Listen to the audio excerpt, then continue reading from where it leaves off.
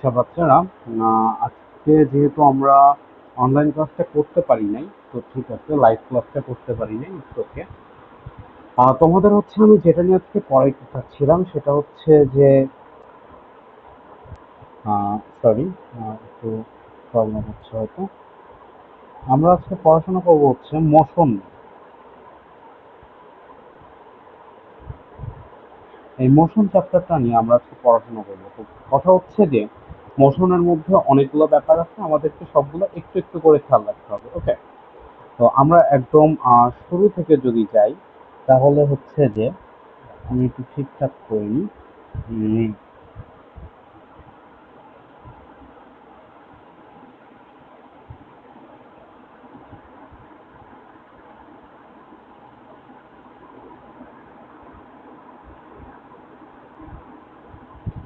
এখানে ঠিকঠাক মতো লেখা যাচ্ছে না, এটা হচ্ছে problem।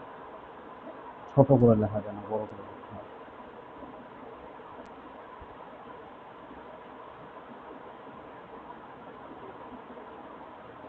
আচ্ছা, আমরা মোশন নিয়ে পড়তেছিলাম তাই তো? ভালো কথা। আচ্ছা, আমরা একটু মাথায় নিয়ে ট্রাই করি। মোশনের মধ্যে তোমরা যদি বইটা খুলো তাহলে দেখবা যে অনেকগুলো ধরনের মোশন দেয়া আছে এবং দু একটা সূত্র দেয়া আছে। আচ্ছা, তো আমাদের হচ্ছে প্রথমত বুঝতে হবে যে আমাদের মোশন কি কি আছে। মোশন অনেক ধরনের হয়, তবে আমাদের বইয়ে মেইনলি চারটা হচ্ছে মেইন মোশন দেয়া আছে। চারটা মেইন মোশন কি কি আমরা একটু আগে হচ্ছে সেইগুলোর দিকে খেয়াল করবো। আমরা যে চারটা মেইন মোশনের দিকে দেখি, আমাদের প্রথমে দেয়া আছে হচ্ছে কি লিনিয়ার মোশন। প্রথমে আমাদের দেয়া আছে লিনিয়ার মোশন, এরপরে আমাদেরকে বলা হয়েছে কি কার্ভ মোশন। এরপরে যদি তোমরা যাও তাহলে এরপরে তোমরা দেখতে পাবা কি, এরপরে দেখবা সার্কুলার মোশন।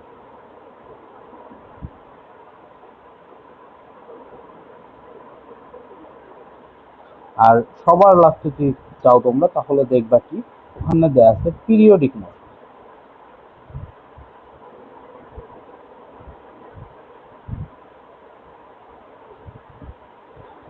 এখন কথা হচ্ছে যে এই যে এই চার টাইপের যে মোশন আছে, প্রত্যেকটা টাইপের মোশনের আলাদা আলাদা কিছু হিসাব নিকাশ আছে, যেগুলোই আমরা মেইনলি পড়ব।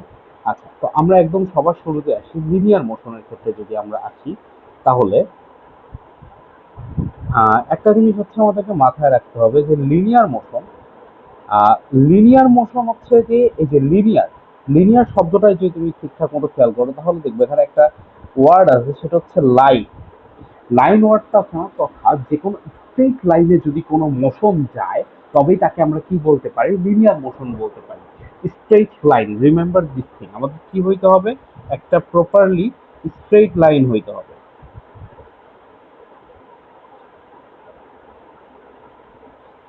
স্ট্রেট লাইনে আমাদের একটা মোশন যাইতে হবে, এই জিনিসটা যখনই যাবে তখনই সেটা কি হবে, লিনিয়ার মোশন হবে। এখন কথা হচ্ছে যে স্ট্রেট লাইনে কোন মোশন গুলা যায়, বা মেইনলি মোশন জিনিসটা বা কি মোশন, তোমরা এটা বুঝো। মোশন খুবই সহজ একটা জিনিস, আমি শুরুতে মোশনের টাইপে চলে আসছি, মোশনের মিনিং বুঝাই নাই। মোশন হচ্ছে কি কোনো একটা বস্তু যখন গতিশীল অবস্থায় থাকে তখন এই যে ও যে গতিশীল অবস্থায় আছে এটাকে বলা হয় মোশন। বুঝতে পারছো? মানে সে একটা জায়গায় স্থির থাকবে না, সে একটা জায়গায় বসে থাকবে না, সে চলার উপরে থাকবে। এটা হচ্ছে মোশন। আর এই চলার পথটা যখন একটা স্ট্রিট লাইনে হবে তখন সেটাকে আমরা কি বলতে পারি, লিনিয়ার মোশন বলতে পারি। আচ্ছা, লিনিয়ার মোশনের এক্সাম্পল কেমন হইতে পারে, ধরো যে আমার সিচুয়েশনটা এরকম যে আমার হচ্ছে আকাশে প্রচুর মেঘ আছে, আমার হচ্ছে বৃষ্টি পড়তেছে। কি পড়তেছে? বৃষ্টি পড়তেছে। বৃষ্টির ফোঁটাগুলা যে পড়ে আকাশ থেকে, এইটা একটা লিনিয়ার মোশনে পড়ে। কিভাবে পড়ে? লিনিয়ার মোশনে পড়ে।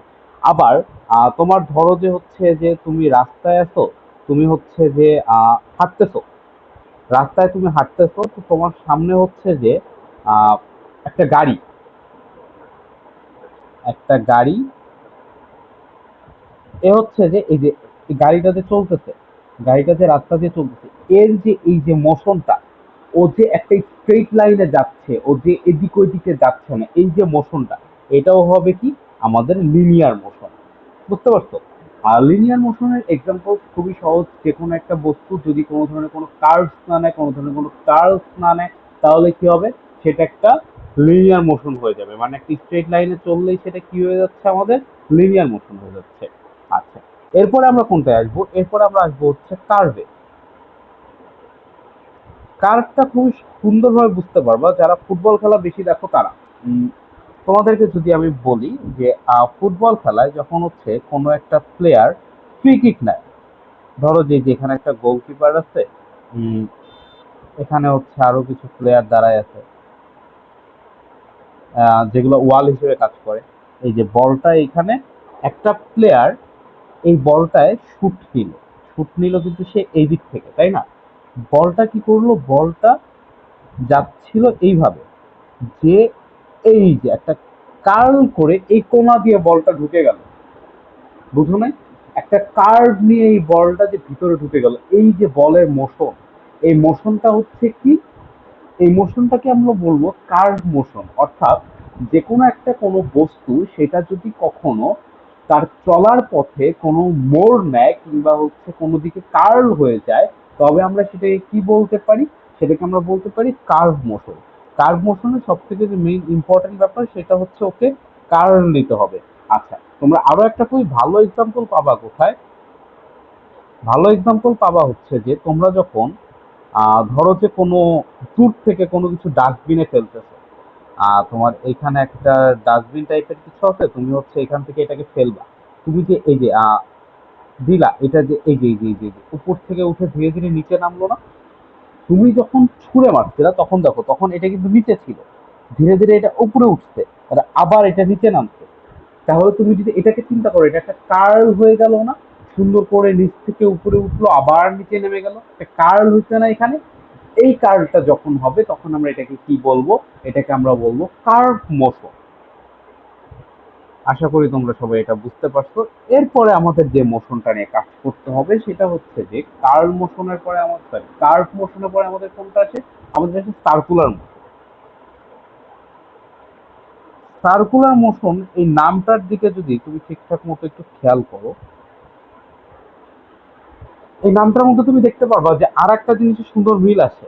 এই দেখো সার্কুলার, এই দেখো এই জায়গায় ঠিকঠাক মতো খেয়াল করো, এর মধ্যে তুমি সার্কেল সার্কেল একটা ভাইব দেখতে পাইতেছো না? যে কোনো কিছু সার্কেল হলেই তাকে কিন্তু আমরা সার্কুলার বলি। তো সার্কুলার মোশনটা পুরোপুরি হচ্ছে যে একটা সার্কেলের ব্যাপার নিয়ে হয়ে থাকে। সার্কেলের ব্যাপার নিয়ে কেমন হয়ে থাকে?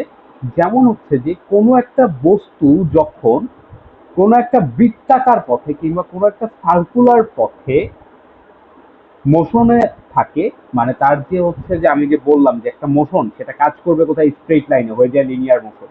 কোনো একটা মোশন সেটা কাজ করবে কোথায়? হয়ে যায় কার্লে, হয়ে যায় কি ওটা কার্ভ মোশন। কোনো একটা মোশন সেটা কাজ করবে কোন ওয়েতে? সে কাজ করবে সার্কুলার একটা পথে, একটা সার্কেল ক্রিয়েট করতে থাকবে। এটাকে আমরা কি বলবো? এইটাকে আমরা বলবো সার্কুলার মোশন। আচ্ছা, তাহলে এই মোশনের এক্সাম্পল কোনগুলো? এই মোশনের সব থেকে যে ভালো এক্সাম্পল সেটা হচ্ছে যে আমাদের গাড়ির চাকা। আমাদের কি? আমাদের গাড়ির চাকা, এটা হচ্ছে সব থেকে ভালো এক্সাম্পল। দেখো গাড়ির চাকা তুমি যদি একটা নির্দিষ্ট পয়েন্ট মার্ক করো, এই যে এই পয়েন্টটা তুমি মার্ক করলা, দেখো এই পয়েন্টটা বারবার ঘুরবে, বারবার ঘুরবে, বারবার ঘুরবে, বারবার ঘুরে ঘুরে এই জায়গাতে এসে থামবে না? হ্যাঁ, তাহলে কি হলো? এটা একটা সার্কুলার ওয়েতে যাচ্ছে না? ঠিক সেরকম ভাবে তুমি যদি বাসা বাড়িতে খেয়াল করো, তাহলে হচ্ছে বাসা বাড়িতে তোমার যে ফ্যান ঘোরে, বাসা বাড়িতে তোমার যে ফ্যান ঘোরে সেইটা ঠিকঠাক মতো খেয়াল করো। এই যে এই পাখা এদিকে আসতেছে, সবগুলা পাখা কিন্তু সমানভাবে ঘুরতেছে। এটা যখন ঘোরে তখন একটা সার্কুলার ওয়েতে ঘোরে না? এই যে এই সার্কুলার ওয়েতে যে সে ঘুরতেছে, এটাই হচ্ছে কি ক্রিয়েট করতেছে? Circular motion create. আচ্ছা, ভালো কথা। তাহলে আমরা মোটামুটি 3 ধরনের মোশন করে ফেলছি অলরেডি। ফার্স্টে আরেকবার রিভিউ দিয়ে আসি, সেটা কি? আমাদের যখন কোনো একটা মোশন স্ট্রেট লাইনে যায় তখন তাকে আমরা বলি কি? Linear motion. আমাদের যখন কোনো একটা মোশন কোনো একটা পথে যায় কিন্তু সেই পথটা কার্ল করে, তখন আমরা সেটাকে কি বলি? কার্ভ মোশন বলি। ঠিক তার পরবর্তীতে আসে আমাদের যখন কোনো একটা মোশন সার্কুলার পথে যায়, একটা সার্কেল ক্রিয়েট করে, তখন আমরা তাকে কি বলি? তখন আমরা তাকে বলি সার্কুলার মোশন। এখন আর একটা যে লাস্ট যেটা থেকে যায় সেটা হচ্ছে সব থেকে ইম্পর্টেন্ট, মাথায় রাখ। এটা হচ্ছে কি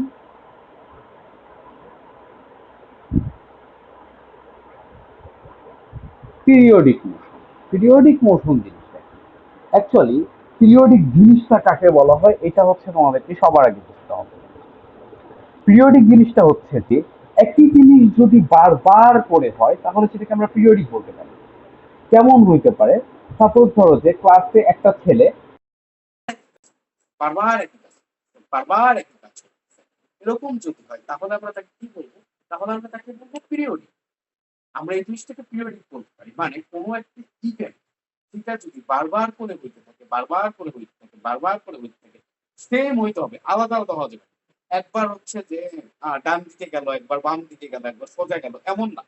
প্রত্যেকবার সেম ভাবে হইতে হবে। এটা যদি কখনো হয় তাহলে সেটা কি হবে? পিরিয়ডিক মোশন হয়ে যাবে।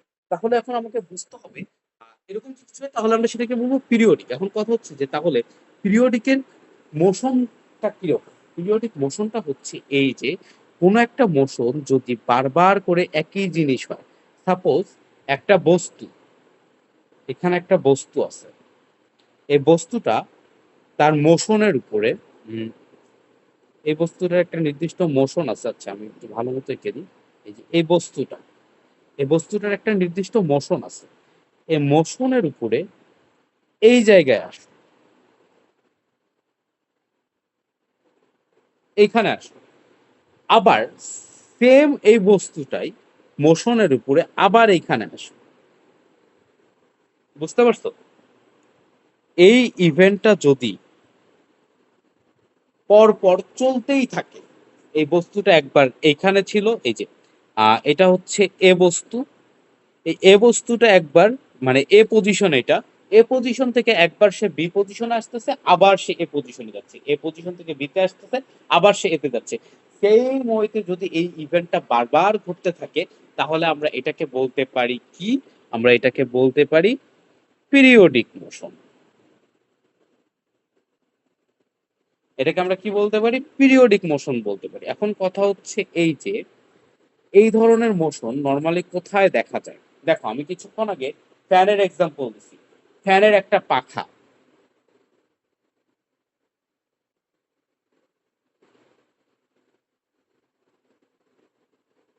এই যে এই ফ্যানটা, ফ্যানের এই একটা পাখা, এই একটা পাখাকে আমি এ দ্বারা মার্ক করলাম। এই পাখাটা বারবার করে ঘুরে, বারবার করে ঘুরে আবার এই জায়গাতেই আসতেছে না? বারবার করে ঘুরে, বারবার করে ঘুরে আবার এই জায়গাতেই আসতেছে না? মানে কি? এই একটা পাখার জন্য এই ইভেন্টটা বারবার ঘটতেছে না? বারবার ঘটতেছে না, একই জিনিসটা বারবার হচ্ছে না? তাহলে আমরা এটা কি বলতে পারি? এটাও এক ধরনের পিরিয়ডিক মোশন। একটা বস্তুর উপরে circular motion, periodic motion, curl motion, straight সবগুলো একসাথে থাকতে পারে, এটাতে কোনো প্রবলেম নেই। বাট যখন আমরা আলাদা আলাদা বৈশিষ্ট্য বুঝাবো বা আলাদা আলাদা প্রপার্টিজ বুঝাবো তখন সেই মোশনটা আলাদা করে ডিফাইন করতে হবে। তাহলে কি আমরা পিরিয়ডিক মোশন ব্যাপারটা বুঝতে পারছি? পিরিয়ডিক মোশনের আর একটা খুবই ভালো এক্সাম্পল বা রিয়েল লাইফ এক্সাম্পল কোনটা? রিয়েল লাইফ এক্সাম্পল হচ্ছে আমাদের, আমরা পড়াশোনা যেহেতু করি আমরা এটা জানি যে আমাদের সূর্য, ধরো যে এটা হচ্ছে আমাদের সান, আমাদের এই সানটাকে কেন্দ্র করে আমাদের আর্থ, সে কিন্তু অলওয়েজ ঘুরতেছে না? একই ইভেন্টটা বারবার হচ্ছে না? আমাদের সানটাকে কেন্দ্র করে আর্থটা বারবার ঘুরতেছে, ঘুরতে 365 দিন সময় লাগতেছে, 365 ডেজ পরে সে আবার সেম ইভেন্টটা করতেছে, প্রতি 365 ডেজ পরে সে আবার সেম ইভেন্টটা করতেছে। তাহলে কি আর্থের মোশনটাও একটা পিরিয়ডিক মোশন। আবার আর্থ যে পথে চলতেছে, যে পথটায়, যে ওয়েতে বা যে প্যাথটাকে ফলো করে আর সানকে রোটেট করতেছে, সেই পথটা কি? সেই পথটা একটা সার্কুলার প্যাথ। সো এটা একটা সার্কুলার মোশন আছে। আবার যে কোনো একটা সার্কেল, সার্কেল কিন্তু কার্ভ ছাড়া কখনো পয়দা হয় না। তুমি যখন একটা সার্কেল নিবা, তুমি যখন এই যে একটা সার্কেল নিলা, এই সার্কেলটা কি? এখানে যে কার্ল আছে না, কার্ল আছে না, কার্ল আছে না? কার্ভটা থাকার কারণে তাহলে কি হয়ে গেল? এখানে আমি কার্ভ মোশনও পেয়ে যাচ্ছি। তাহলে আলটিমেটলি সানকে কেন্দ্র করে বা সানকে সেন্টার করে আর্থ যে রোটেট করতেছে এটার মধ্যে আমি একাধারে আমার পিরিয়ডিক মোশন পাচ্ছি, সার্কুলার মোশন পাচ্ছি, আবার এটার সাথে সাথে কি পাচ্ছি? কার্ভ মোশনটাও পেয়ে যাচ্ছি। ভেরি তাহলে আমাদের অলমোস্ট মোশনের যে টাইপগুলো আছে এগুলো পড়া শেষ। এখন আমাদের লাস্ট যেটা বাকি আছে সেটা হচ্ছে আমরা ম্যাথমেটিক্সের যেমন কিছু সূত্র পড়ছি না, তেমনই সায়েন্সের কিছু সূত্র আছে, আমাদেরকে এই সূত্রগুলো পড়তে হবে। ফার্স্ট যে সূত্রটা আমরা পড়বো সেটা হচ্ছে কি,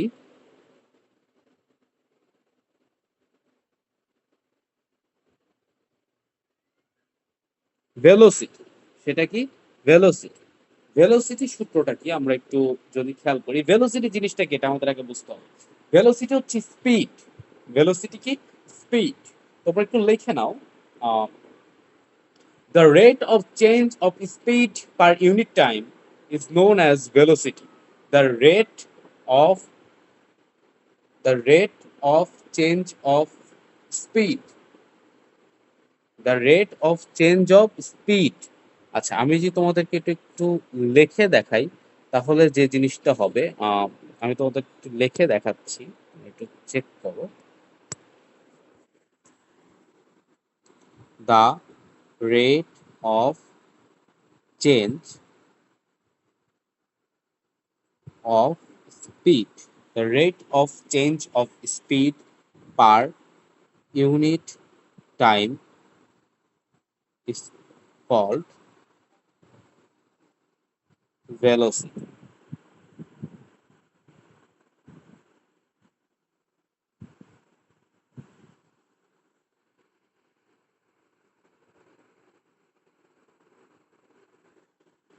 ওকে, আচ্ছা। এখন হচ্ছে যে আর একটা জিনিস আমাদেরকে করতে হবে, সেটা হচ্ছে কি অ্যাক্সেলারেশন। আমরা সেটাও একটু লিখে দিই। দ্য চেঞ্জ অফ, সরি, হ্যাঁ, the change, the rate of change of velocity. আগেরটা ছিল কি? আগেরটা ছিল কি?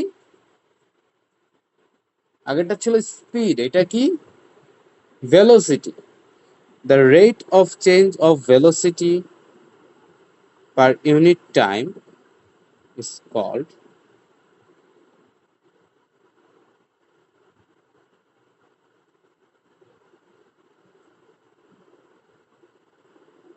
acceleration.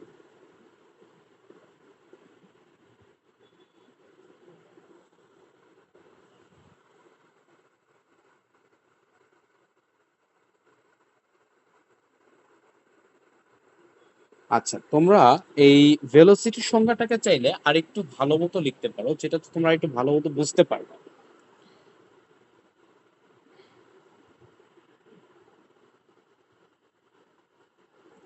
The amount of distance per unit time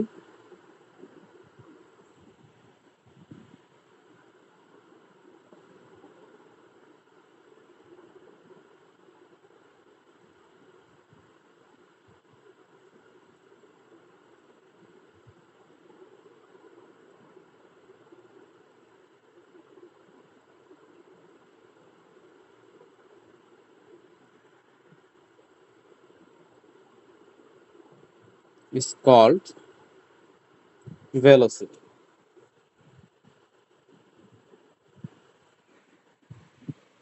দেখো, এই দুইটা সংজ্ঞা খুবই ভালো মতো লিখে নাও, পড়া নাও, বুঝা নাও। ওকে, লাগলে এটার স্ক্রিনশট দিয়ে রাখবা। Okay, the amount of distance that an object on motion can cross per unit time is called velocity. তাহলে ভেলোসিটিটা কি আসলো? একটা আমাদের একটা হচ্ছে ইউনিট টাইম থাকবে। ইউনিট টাইমটাকে আমরা কি ধরে নিব? ইউনিট টাইমটাকে আমরা ধরে নিব হচ্ছে যে, তোমরা যদি ইউনিট টাইমের কথা জানো, ইউনিট টাইমটা হচ্ছে আমরা কি ধরি? ইউনিট টাইমটা আমরা ধরি হচ্ছে 1 সেকেন্ড। তাহলে 1 সেকেন্ডে সে যতটুকু ডিস্টেন্স ক্রস করতে পারবে সেটাকে আমরা বলবো কি? ভেলোসিটি। আর ঠিক তার উল্টাটা, ঠিক তার একটু চেঞ্জ আসবে কখন? যখন হচ্ছে যে 1 সেকেন্ডে ভেলোসিটি কতটুকু চেঞ্জ হয়েছে এইটুকু যখন আমরা বলবো, তখন আমরা এটুকুকে কি বলবো? অ্যাক্সেলারেশন বলবো। এই তো, তোমরা হচ্ছে এই দুইটা সংজ্ঞা পড়ে নিতে পারো। আচ্ছা, এই দুটো সংজ্ঞা তুলে নিও, এই দুটো সংজ্ঞা তোমাদের কাজে দিবে সামনে। আচ্ছা, এখন হচ্ছে আমরা আবার হচ্ছে সূত্রে ফিরে আসি। আমরা সূত্রে ফিরে যাব। আমরা সূত্র নিয়ে যখন শুরুতে হালকা একটু আলোচনা করা শুরু করছিলাম, দেখো, আমাদের ভেলোসিটিকে আমরা কি দ্বারা মার্ক করি? ভি দ্বারা মার্ক করি। ভেলোসিটি সমান কি? আমি কি বললাম?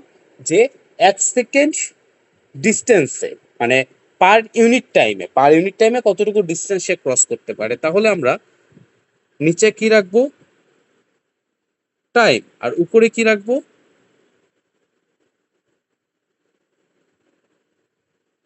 ডিস্টেন্স, যেটাকে আমরা সংক্ষেপে কি লিখতে পারি, ডি ডিভাইডেড বাই টি। তাহলে আলটিমেটলি আমরা ভেলোসিটি সূত্রটা পেয়ে গেছি। ভেলোসিটি সূত্রটা কি, ডিস্টেন্স ডিভাইডেড বাই টাইম, যেটাকে আমরা সংক্ষেপে লিখতে পারি ডি বাই টি। ভেলোসিটির ইউনিটটা কি, ভেলোসিটির ইউনিটটা কি, এটা আমাদেরকে জানতে হবে। ভেলোসিটির ইউনিট হচ্ছে মিটার পার সেকেন্ড, এটা মাথায় রাখবো। ওকে, আচ্ছা। এইবারে যদি আমি আসি, এখান থেকে আমরা একটু যদি এবার অ্যাক্সেলারেশনের দিকে শিফট করি, তাহলে আমরা কি পাই দেখো, অ্যাক্সেলারেশনকে ডিনোট করা হয় এ দ্বারা। শুরুতে আমরা কি লিখবো, শুরুতে আমরা লিখবো হচ্ছে I V, I dot V বা আই ভি, না সরি আমার একটু ভুল হইলো, আমরা শুরুতে লিখবো CV minus IV divided by T. টিতে কি, টাইম, টিতে টাইম আমরা জানি। এখন সিভি কি আর আইভি কি, সিভি হচ্ছে current velocity, current velocity minus IV, IV হচ্ছে কি, আইভি হচ্ছে কি ইনিশিয়াল ভেলোসিটি। কি হইলো আইভি সমান ইনিশিয়াল ভেলোসিটি। তাহলে আমাদের এটা যদি আমরা সাংকেতিক ভাষায় লিখি, বা হচ্ছে আমরা যে ল্যাঙ্গুয়েজে নর্মালি ফিজিক্সের সূত্রগুলো লেখা হয় সেই সূত্রে লিখি, তাহলে এটা কি হবে, সেটা হবে হচ্ছে ভি মাইনাস এ। কারেন্ট ভেলোসিটিকে বলা হয়, কারেন্ট ভেলোসিটিকে আমরা ভি দ্বারা ডিনোট করতে পারি, আর আইভি মানে ইনিশিয়াল ভেলোসিটিকে আমরা কি দ্বারা ডিনোট করতে পারি, সরি এ ভুল লিখলাম, কারেন্ট ভেলোসিটিকে আমরা, সরি ইনিশিয়াল ভেলোসিটিকে আমরা কি দ্বারা ডিনোট করতে পারি, ইউ দ্বারা ডিনোট করতে পারি, আর নিচে থাকে কি, টাইম। তাহলে আমাদের প্রেজেন্টে যে ভেলোসিটিতে আমরা গাড়িটা চালাইতেছি, সেই গাড়িটার ধরো যে আমার একটা গাড়ি, এখন হচ্ছে 2 সেকেন্ডের মধ্যে স্পিড কত উঠে গেছে, 2 সেকেন্ডের মধ্যে স্পিড উঠে গেছে 10 মিটার পার সেকেন্ড। তাহলে আমার প্রেজেন্টে কত ভেলোসিটি, প্রেজেন্টে 10। আগে কত ছিল, আগে যখন, আগে তো গাড়ি স্থির অবস্থায় ছিল, স্থির অবস্থায় গাড়ি কত, কততে ছিল, জিরোতে ছিল। তাহলে 10 - 0 ডিভাইডেড বাই টাইম, টাইম এখন কত, 2 সেকেন্ড। বাস, ক্যালকুলেশন করা হয়ে গেল, 5 মিটার পার সেকেন্ড স্কোয়ার। আচ্ছা, এখন হচ্ছে যে তোমাদের ইউনিটটা নিয়ে জানতে হবে। ইউনিটটা কি, অ্যাক্সেলারেশনের ইউনিটটা একটু আলাদা। দেখো, ভেলোসিটি আছে না উপরে, উপরে কিন্তু তুমি ভেলোসিটি নিয়ে কাউন্ট করতেছো। ভেলোসিটির ইউনিট আমরা আগে কি পড়লাম, মিটার পার সেকেন্ড, আবার নিচে একটা টাইম আছে, মানে এটার নিচে আরো একটা টাইম। তাহলে এই সেকেন্ডটা এই সেকেন্ডের সাথে ক্যালকুলেশন হবে, হয়ে কি হবে, meter per second square. So এটাই ছিল তোমাদের মোশনের পুরো পড়াশোনা। তোমরা আর এক তোমরা যখন ক্লাসে ফিরবে তখন আর একবার ক্লাস নেওয়া হবে এটার উপরে, মানে ছোট করে যদি কারো প্রবলেম হয় তখন বুঝাই দিব, সমস্যা নেই। আপাতত তোমরা এটা নিয়ে পড়াশোনা করতে থাকো। থ্যাংক ইউ সো মাচ, আল্লাহ হাফিজ।